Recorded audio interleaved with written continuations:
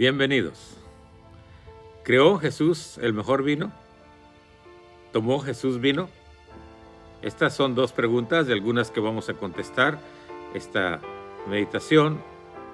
Y te quiero decir que agradezco infinitamente también si ya te has suscrito, y quiero agradecer a últimos suscriptores, entre ellos a Kela.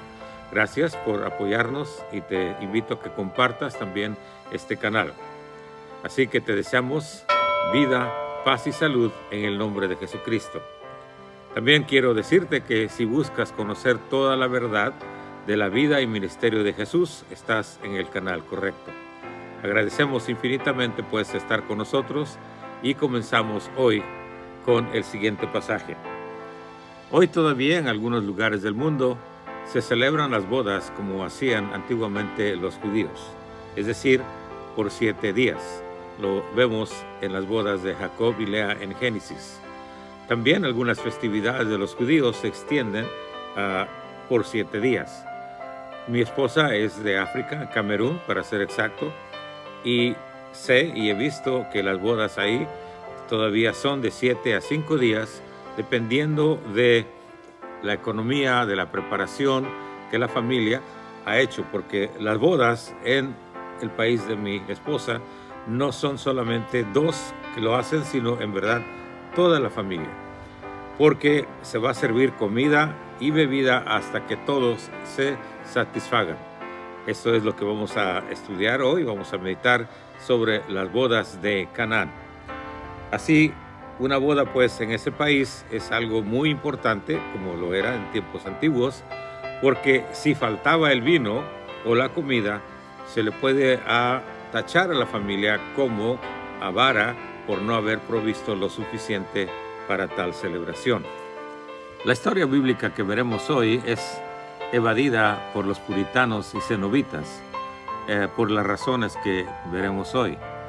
También sobre la pregunta si Jesús creó vino, en sentido estricto, no. Crear es hacer algo de la nada. Sí, Él creó el universo de la nada, pero aquí en verdad cambió el agua en vino. Es el milagro que hizo y no deja de ser algo grandioso tampoco. Así estaremos pues meditando las bodas de Canaán, como dijimos en un momento, y empezamos nuestra lectura en Juan 2:1, y dice así la palabra de Dios. Al tercer día, después de llamar Jesús a los primeros, añado yo, se hizo una boda en Caná de Galilea, y estaba allí la madre de Jesús.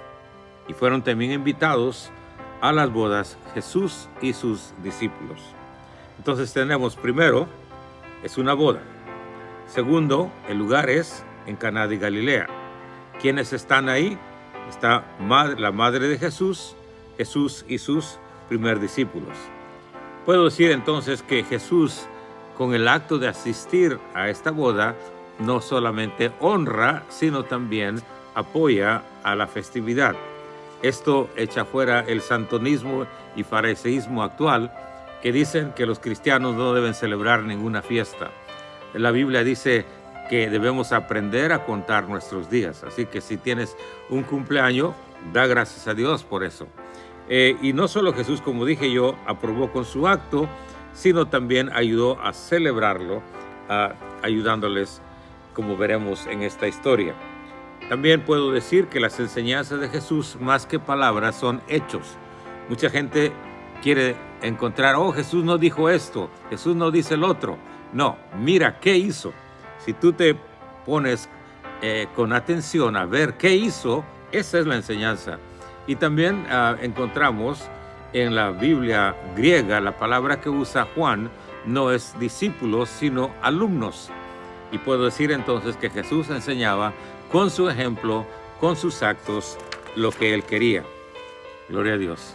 Así pues, por esta acción puedo también decir que Jesús no se daba a sí mismo demasiada importancia como para no asistir a una fiesta con el pueblo. Jesús no era una cesta como Juan el Bautista. Hoy veremos cómo se describe a sí mismo ante sus enemigos, los líderes del pueblo de Israel.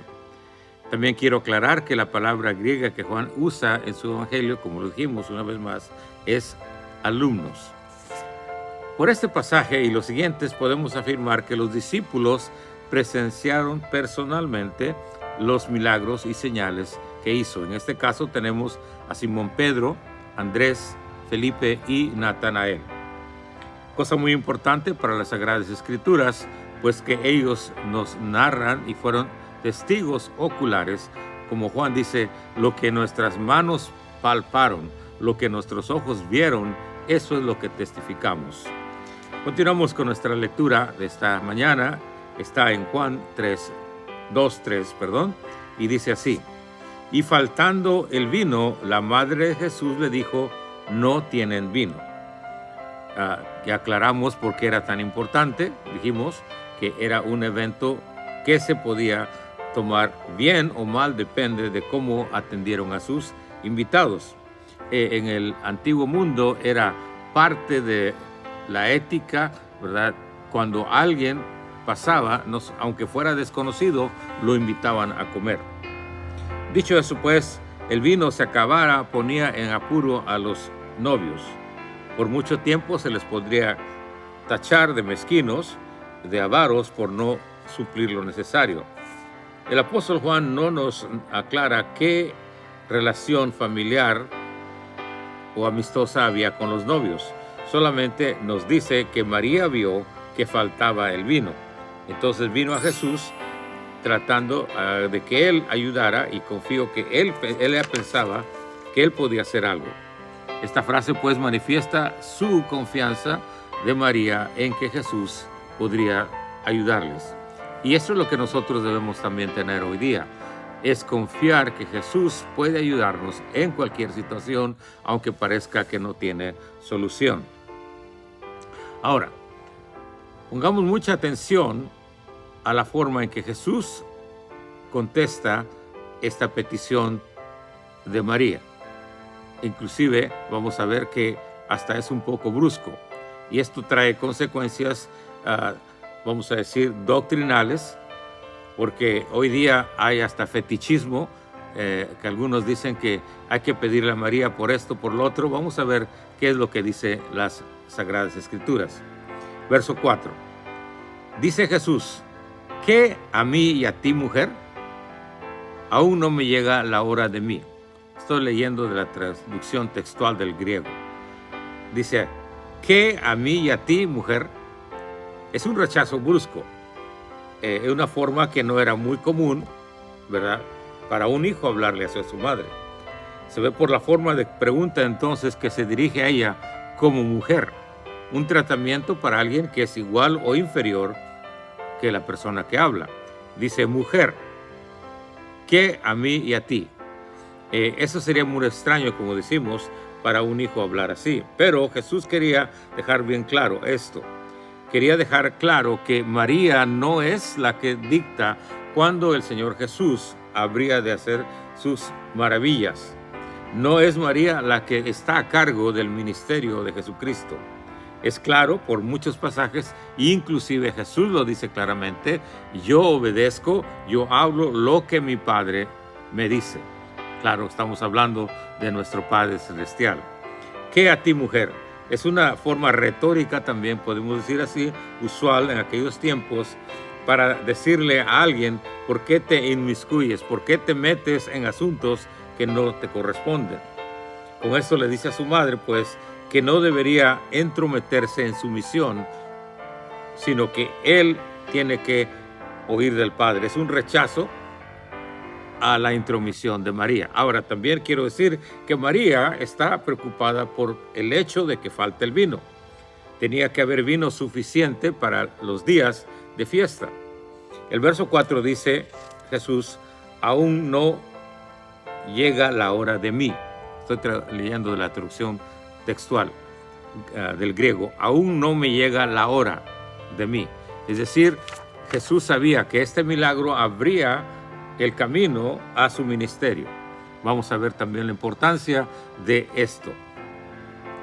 Por la expresión que él dice: aún no me ha venido la hora, aquí tiene también un doble significado. Primeramente, es una amonestación a María de que no es ella, sino el Padre quien determina la hora en que el Señor Jesús hará sus milagros. Segundo, En él está presente la hora en que ha de tomar por última vez el vino. El vino representa la sangre de Cristo, es un símbolo de su sangre. Entonces no es casualidad que el primer milagro que hace es referente al vino y la última acción que hace también en la noche que ha de ser entregado, toma vino. Aleluya. Entonces el milagro que leemos hoy no es un evento aislado. Su contraparte está en la alimentación a los 5,000 hombres, sin contar mujeres y niños. Esto apunta a la hora en que Él entregaría su cuerpo como pan y su sangre para redención del mundo.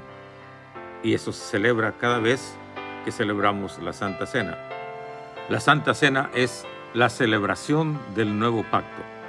Leemos pues lo siguiente. Dice Juan 6:53. Jesús les dijo: de cierto os digo, si no coméis la carne del Hijo del Hombre y bebéis su sangre, no tenéis vida en vosotros. Pero antes de seguir adelante también quiero que recuerdes esta frase. Él mismo se llama el Hijo del Hombre, porque vamos a leer un pasaje que algunos van a tratar de contradecir. Como siempre, los ¿verdad? Que tienen espíritu contradictorio, a todos le encuentran cosas de qué hablar en contra. Pero vamos continuando con la historia. Así leemos pues en Juan 2:5, su madre dijo a los que servían: haced todo lo que os dijere. Me llama la atención que María dice: haced todo lo que os dijere. Jesús le acaba de dicho que no es la hora, ¿verdad? Casi se brinca la respuesta de Jesús, porque ella confía, ¿verdad? Una madre confía siempre que su hijo podría hacer algo. Pero también esto significa que ella se hace a un lado. Ella se hace a un lado y apunta a los servidores a Jesús. Todo predicador, todo siervo de Dios, no busca ser el centro de la atención, sino apuntan a Jesucristo, nuestro único y suficiente Salvador. Ella no decide qué hacer. Ella solo dice: haced lo que os dijere. Se hace a un lado de la situación, mas sigue teniendo fe que Jesús de alguna forma puede solucionar el problema. María nunca buscó pues la atención, menos que la pusieran en un nicho como algunos lo hacen. Nunca buscará su propia gloria o honor. Esta es la fe que ella tiene en Jesús, es la fe que nos ayuda. En mi vida ministerial he encontrado a muchos que desean que Dios le ayude, pero ellos quieren decirle a Dios cómo es que debe hacerlo Dios. Dios no trabaja así. Dios es más, dice: quítate o estate quieto, como dice aquí. Voy a leer lo que dice en Salmos 46:10, dice: cesad. Otra traducción dice: estad quietos y sabed que yo soy Elohim. Seré exaltado entre las naciones, seré exaltado en la tierra. ¿Sí? Entonces, si queremos que Dios obre, vamos a hacer así, ahora sí, el ejemplo de María: hazte a un lado, deja que Dios obre. Si eres una madre que quiere que tu hijo sea salvo, ponlo en las manos de Dios y deja que Dios obre. No te entremetas, no te pongas en medio. Me llama siempre la atención cómo Jesús, hablando de aquel hijo rebelde, no fue a buscarlo. ¿Lo amaba? Sí, lo amaba. Pero dijo: me voy, Dios te bendiga. Esperó hasta que aquel hombre volvió en sí, o entró en razón. Y sabemos, ¿verdad?, que dijo: en la casa de mi padre todos tienen que comer, y yo estoy aquí comiendo algarrobas. Bueno, continuamos con la historia de hoy. Así su madre pues pone a los que servían bajo las órdenes de Jesús. Ella no pretendió tener la solución, sino tenía fe en que lo podía hacer. Ella lo da a entender diciendo: haced todo lo que os dijere. También esta frase como que anticipa, como diciendo: si tal vez te pide algo extraño, hazlo. Tener fe no es creer que todo lo que Dios nos diga va a entrar en nuestro razonamiento. La palabra de Dios dice: mis pensamientos son más altos que vuestros pensamientos. Si queremos que Dios obre en nuestra vida, tenemos que tener fe. Fe que Él sabe lo que hace. No una fe ciega tampoco, porque una fe que conocemos que Dios es todopoderoso. Conocemos que Dios es amor. Entonces ella se dice, hagan lo que diga, hagan lo que Él diga, no importa qué. Esa es la fe que alcanza la bendición, que confía en que Dios hará la obra. Queremos la bendición, hagamos todo lo que Dios ordene. Como vimos en el video anterior, quiénes eran los 12, hay discípulos que quieren decirle a Jesús qué es lo que debe hacer. Hay miembros en la iglesia que quieren decirle al pastor qué es lo que tiene que predicar. Jesús no actúa de tal forma, ni un siervo de Dios. Vamos a oír la voz de Dios. Vamos a pedir la guianza de nuestro Padre Celestial. Verso 6 dice, y ahí estaban 6 tinajas de piedra para agua, conforme al rito de la purificación de los judíos, en cada una de las cuales cabía 2 o 3 cántaros. Aquí hay datos muy importantes. Primero, Juan nos va a relatar cómo se dio este milagro. Nos dice, hay 6 tinajas. No cualquier clase de tinajas, eran de piedra. Los ritos judíos son muy específicos. Ellos creían que el agua tenía que estar en tinajas de piedra porque ahí no se contaminaba. Creían también que si la ponían en barro, se contaminaba. El agua que se iba a usar debería ser especial, no cualquier agua. Y ya vimos que las tinajas tenían que ser también ciertas tinajas. Y también la cantidad, cuando se hacía la purificación, no era un poquito de agua, tenía que ser suficiente agua. Así que los ritos de purificación, ¿verdad?, eran necesario tener mucha agua. Entonces, si hacemos los cálculos, cada cántaro aproximadamente tenía 39 litros. En cada tinaja cabían 2 o 3 cántaros. Entonces, en cada tinaja podemos decir cabían más o menos 100 litros. Había 6 tinajas. Esto nos da el total de 600 litros de agua.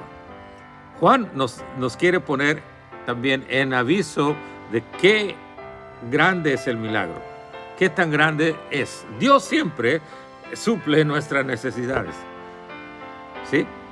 Dios siempre suple de acuerdo a lo que necesitas, no más ni menos. Con razón dijo, Señor, no me des tanta pobreza que reniegue de ti, ni tanta riqueza que me olvide de ti, sino algo que esté donde todavía puedo confiar en ti y no confiar en mí mismo. Continuamos con la lectura del verso 7. Jesús le dijo, llenad estas tinajas de agua, y las llenaron hasta arriba. Otra vez más me da gusto ver cómo estos criados obedecían al pie de la letra. Cuando obedecieron la orden, llenaron hasta no más no caber. Y yo te digo que si Dios te dice que te llenes de Él, llénate de su gozo, llénate de su paz, llénate de todo, porque Él dice que Él no da por medida. Muchas veces nosotros no tenemos el gozo, la paz, porque nosotros mismos somos los que detenemos la bendición. Él no da por medida, Él da abundantemente. Y así pues los siervos llenaron hasta arriba. El apóstol Juan nos quiere anticipar la grandeza del milagro, que habría vino en abundancia, lo suficiente para toda la fiesta. Verso 8 dice así, entonces le dijo, sacad ahora y llevadlo al maestresala, y se lo llevaron. Yo pienso y medito en esto, no nos dice Juan qué tiempo tardó en dar la siguiente orden. Lo que nos relata es que están llevando, obedeciendo tal como Él ordena. Tampoco dice qué utensilio lo llevaron. Sí nos dice, ¿verdad?, que usó cántaros para llenar las tinajas. Pero no pienso yo que le llevaron en el mismo cántaro que usan para agarrar agua al maestresala o al catador de vino. Lo llevaron en un recipiente adecuado. Juan se limita solamente a relatar que los sirvientes siguen obedeciendo al pie de la letra las instrucciones de Jesús. ¿Qué diferencia hay ahora en nuestras iglesias, verdad? Cada quien quiere obedecer a Dios a lo que según le parece. no es así como Dios obra en nuestras vidas. También es importante que en todos los milagros de Jesús, Él busca un médico, un sacerdote, en este caso a un catador de vino, que califique, que compruebe el milagro. Me da risa, hoy día hay muchos que dicen que hacen milagros, pero solamente ellos testifican de tal milagro. No llevan a un médico, no llevan a otra persona como Jesús lo hacía. Verso 9. Cuando el maestresala probó el agua hecha vino, sin saber él de dónde era, aunque lo sabían los sirvientes que habían sacado el agua, llamó al esposo. ¿Por qué el apóstol Juan da la frase sin saber él de dónde era? Pienso que Juan quiere darnos una certificación de que alguien gustará del vino, verá de la calidad, sin ideas preconcebidas. Esto también es importante. Cuando queremos que Dios obre un milagro, no tengamos nuestra propia idea de cómo tiene que ser el milagro. Me gusta, ¿verdad?, cómo es el profeta, un poco sarcástico, y le dice aquel muy furrufo: va a salir, va a poner las manos en alto, va a orar por mí y entonces seré sano. ¿Y qué le dice el profeta? Anda, báñate 7 veces, sumérgete 7 veces. Y la Biblia dice que se enojó. ¿Qué dijo? ¿Que no hay mejor ríos en mi tierra que este Jordán? Eso es lo que pasa cuando el hombre quiere que Dios obre a su manera. Dios es Dios. Él va a hacer las cosas como Él quiere. Cuando aprendamos esto, seremos felices. Entonces, vemos aquí pues que los sirvientes, insisto, también no andaban de bocones. No le dijeron: aquí te traemos esta agua que aquel cambió en vino. Simplemente obedecieron. ¿Por qué llamó al esposo? Vamos a continuar viendo por qué. ¿Por qué le urgía llamar al esposo? Y pienso yo, si el esposo estaba bailando, porque bailan en las bodas, ¿sí?, toman en las bodas, o lo que estuviera haciendo, él dijo: hey, yo quiero hablar con el esposo ahora mismo. Tengo un asunto aquí que hablar con él. Vemos en el verso 10, y le dice, o voy a leer la versión del griego, dice así: y dícele, todo hombre primero el buen vino pone, y cuando están borrachos, entonces el peor. Tú has guardado el buen vino hasta ahora. Insisto, la traducción no sofisticada, sino literal. Le asombró a este catador de vino.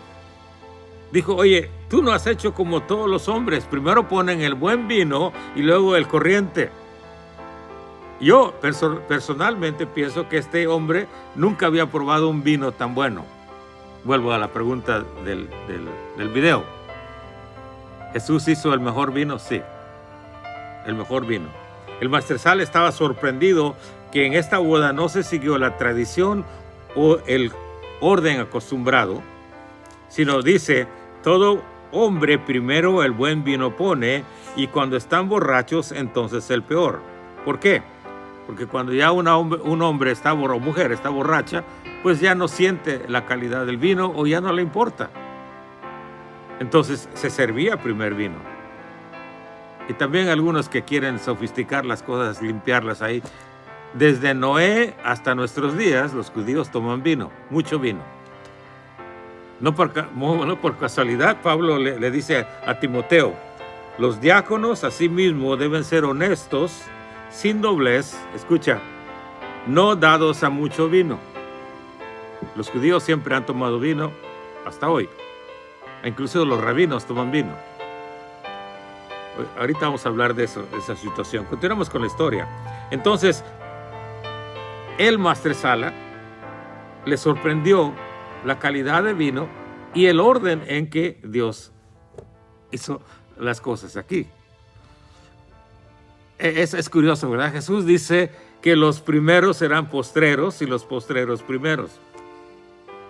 A los fariseos les dijo: irán publicanos y prostitutas adelante de ustedes, porque Dios ve el corazón, no ve lo que el hombre ve, la ropa, la fama. El maestresala, pues, muestra al esposo que no había seguido la costumbre esperada. No era agua vino, era un buen vino. No es la casualidad también, insisto, que este primer milagro que Dios hace, o Jesús hizo, es el vino, porque es el símbolo de su sangre que será derramada en la cruz del Calvario. La noche que fue entregado, insistimos una vez más, pues tomó vino y dijo: tomad y bebed, esto es mi sangre que por muchos es derramada. También es curioso para mí, y no es casualidad, la Pascua se celebra con bebidas amargas y Jesús cambia el orden. Ahora es pan y vino, dulce, producto de la vid, porque Él quiere que tengamos dulzura. Ya salimos de la amargura. Bueno, si has aceptado a Cristo, estamos felices de conocer a Cristo. Para mí, insisto, el pasaje, las cosas viejas pasaron, he aquí todas son hechas nuevas, tiene muchas implicaciones, muchos significados. Continuamos con la historia, queremos terminar un tiempo adecuado. Verso 11. Este principio de señales Jesús hizo en Caná de Galilea y manifestó su gloria, y sus discípulos creyeron en él. Ahora Juan termina marcando que este es el principio de señales. Juan descarta las fábulas que hay por todos lados, que Jesús niño hizo milagros. Aquí dice es principio de señales. Y usa dos palabras en singular, este y también el verbo principio. No dice principios. Con este milagro Jesús inicia su camino ministerial, el que lo llevará al Calvario, pero gloria a Dios también a la resurrección y últimamente a la diestra del Padre, de donde intercede por nosotros. En este milagro Él lo hizo para incrementar la fe de sus discípulos. Ellos ya habían decidido seguirle. Ellos ya estaban con Él. Pero Jesús, conociendo, ¿verdad?, que era necesario, porque Dios hace todo lo que es necesario para que seamos salvos, hizo este milagro delante de ellos. Y dice Juan, y sus discípulos creyeron en Él. Es decir, la fe se fortaleció. La fe debe ir en crecimiento conforme caminamos con Jesús. Ruego a mi Padre Celestial que tu fe cada día crezca, que tu fe cada día se fortalezca más. Si vienen pruebas, que Dios permita que eso sea para que tu fe se acrisole. Dice que seremos probados por fuego. El oro no se purifica con agua, se purifica con fuego. También nuestra fe tiene que tener esa calidad. A la pregunta que Jesús tomó vino, yo te voy a exponer a las palabras de Él. Tú decides sí o no. Porque sabemos también que en la familia cristiana, como en la familia natural, hay diferentes estaturas. Hay bebés, hay jóvenes y hay adultos. Así que antes de seguir adelante, yo te invito a que actúes de acuerdo a tu conciencia, fíjate bien lo que digo, y la libertad que Dios te ha dado. Porque cada uno podemos estar en diferente nivel. Cuando a Jesús lo acusaban, sus enemigos siempre lo andaban acusando, Él contesta, estas son palabras de Jesús, Mateo 11, 18. Dice así, porque vino Juan, que ni comía ni bebía, y dicen, demonio tiene. Vino el Hijo del Hombre. ¿Recuerdas hace unos momentos te dije que recordaras esto? Él a sí mismo se llama el Hijo del Hombre. Repito, verso 19. Vino el Hijo del Hombre que come y bebe, y dicen, he aquí un hombre comilón y bebedor de vino, amigo de publicanos y de pecadores. Pero la sabiduría es justificada por sus hijos. Entonces, como dijimos hace un momento, Juan el Bautista era una cesta, o sea, ni siquiera ropa se ponía, se vestía con piel de camello. Y dice Jesús, viene alguien que come y bebe. No está hablando de agua, por el contexto que él mismo dice. Yo estaba hablando con uno que conoce bastante de la costumbre rabina, el que me dijo que los rabinos, ¿verdad?, tomaban vino o toman vino. Y estábamos platicando con esto y él me apuntó algo que ya lo sé, pero es bueno aquí ponerlo en relieve. Dijo, porque los que son discípulos verdaderos de Cristo tienen el Espíritu de Cristo. Y la palabra de Dios nos dice, no nos ha dado espíritu de cobardía, sino de amor y, subrayo, dominio propio. Entonces, los santurrones y mojigatos, que verás, siempre encuentran de qué criticar, lo criticaron. Le dijeron aquí un hombre comilón, porque fue a las fiestas, un hombre bebedor, porque tomó vino, él, aquí, come y bebe, pero es mucha diferencia lo que ellos dicen. Ahora, una cosa sí tienen razón, porque dice, aquí lo acusan como ofensa, amigo de publicanos y pecadores. Por eso él dijo, yo no vine a buscar a los sanos, o más bien dicho, los que se creen sanos, sino a los enfermos. Porque comía y bebía lo calificaron de comilón y borracho, son dos cosas muy diferentes. En lo último dijo, insisto, tenían razón. Sí, Jesús se mostró amigo de toda la humanidad. Es la diferencia entre el antiguo pacto y nuevo pacto. El antiguo pacto podemos decir que era para una nación. El nuevo pacto es para el mundo. Si no has visto mi primer video, te invito a que veas el nacimiento de Jesús. Jesús dijo, porque de tal manera amó Dios, ¿a quién?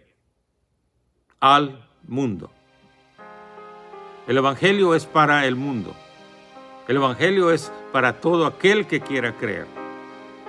No importa la raza social, no importa el color, no importa la lengua. Si es un hombre, si es alguien de esta tierra, humano, para él son las buenas nuevas de salvación. Vamos terminando. También quiero advertir, pues, con esto, que esto no contradice lo que la palabra de Dios, por el Espíritu Santo, nos dice. Porque la palabra de Dios es clara, ¿verdad? Los borrachos no entrarán en el reino de los cielos. Si Dios te ha libertado del alcoholismo, yo he hablado con algunos, le dije, ni siquiera tomes una, porque el diablo te va a volver a hacer caer.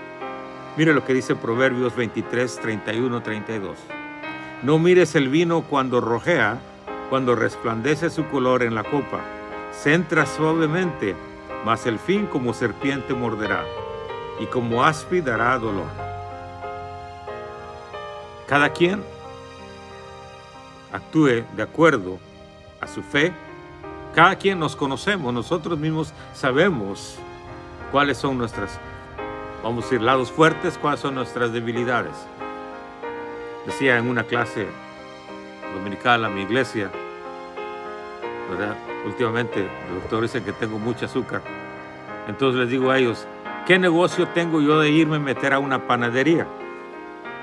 Si yo sé que eso no me va a traer bien. Si Dios te ha libertado de alcoholismo, ni siquiera veas el vino, aquí dice, ni veas el vino cuando rojea. Espero que este video y los demás aclaren sobre la vida de Jesús, sobre la libertad que hemos encontrado en Él. Y que goces, porque Él dice, regocijaos en el Señor siempre. La vida cristiana no es una vida santurrona, mirando al cielo solamente. Es una vida humana que Dios nos ha dado. Dios te bendiga, Dios te dé paz, vida y salud, en el nombre de Cristo. Solo falta una cosa. Por favor, no te olvides de compartir, de suscribirte, para que este evangelio corra a todo el mundo. Hasta la próxima.